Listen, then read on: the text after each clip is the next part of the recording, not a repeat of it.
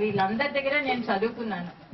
వాళ్ళందరూ చెప్తూ ఉంటే నాకు దాని విలువ ఎంతనో మాకు ఉంది. వాళ్ళ దగ్గర పని చేస్తున్నా నేను ఎప్పుడు స్టూడెంట్ గానే మెలిగేదాన్ని, ఇప్పుడు కూడా భయం భక్తులతో. ఆ విధంగా వాళ్ళు చదువు చెప్పారు కాబట్టి ఈ స్థానంలో నేను ఉన్నానేమో అని మా గురువులకు నమస్కారాలు.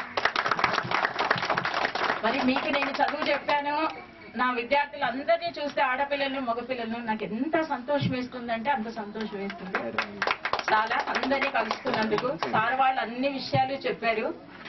ఆ విధంగానే నేను చెప్పేది ఏంటంటే మీరందరూ కూడా మంచి ఉన్నత స్థితిలో ఉన్నారు అనుకుంటున్నాను నేను. మీ కుటుంబాలు, మీ పిల్లలు అన్ని కూడా బాగా చదువుకొని బాగా ఉన్నత స్థితిలో ఉన్న మిమ్మల్ని చూసి మేము చాలా సంతోషిస్తున్నాము.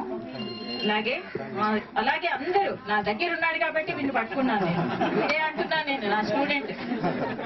రూమ్ నెంబర్ 12వ రూమ్ లో నేను వీళ్ళకు చదువు చెప్పాను. సుధాను, విన్ను, రాఘవేంద్ర, అంతోన్ రెడ్డి, అల్లరి పిల్లలు ఉన్నారు, చదివే పిల్లలు ఉన్నారు, అన్ని రకాల పిల్లలు ఉన్నారు. ఆ కాలంలో బాగా చదువుకున్నారు. ఎప్పుడు గుర్తు చేసుకుంటుంటాను నేను.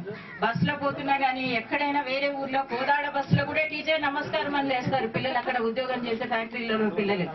ఆ అభిమానమే మాకు చాలా. సార్ వాళ్ళు చెప్పినట్టు మీ అభిమానం, మీ పలకరింపులే మాకు శాల్వలు, పూలదండలు, ఇంకా అన్ని కూడా మాకు ఏ సన్మానాలు కూడా అక్కర్లేదు. మిమ్మల్ని చూసినందుకు చాలా సంతోషం వేస్తుంది. అలాగే నేను చెప్పేది ఏంటంటే మీకంటే కూడా మీ పిల్లల్ని బాగా చదివించుకొని మంచి స్థానంలో ఉంచుకోవాలని నేను ఆశిస్తున్నాను. ఎందుకంటే నేను కూడా ఇక్కడే చదువుకున్నాను. ఆ కాలంలో మా ఉద్యోగమై మాకు గొప్ప అనుకునే వాళ్ళం మేము. కానీ మా పిల్లల దగ్గర సార్ చెప్పినట్టు మీకేం తెలియదని అంటారు. ఇప్పటికి కూడా మీకేం తెలియదమ్మా, మీకు తెలియదు అని అంటారు. ఆ ల్యాప్టాప్లు, కంప్యూటర్లు అవి ఇవి చూసి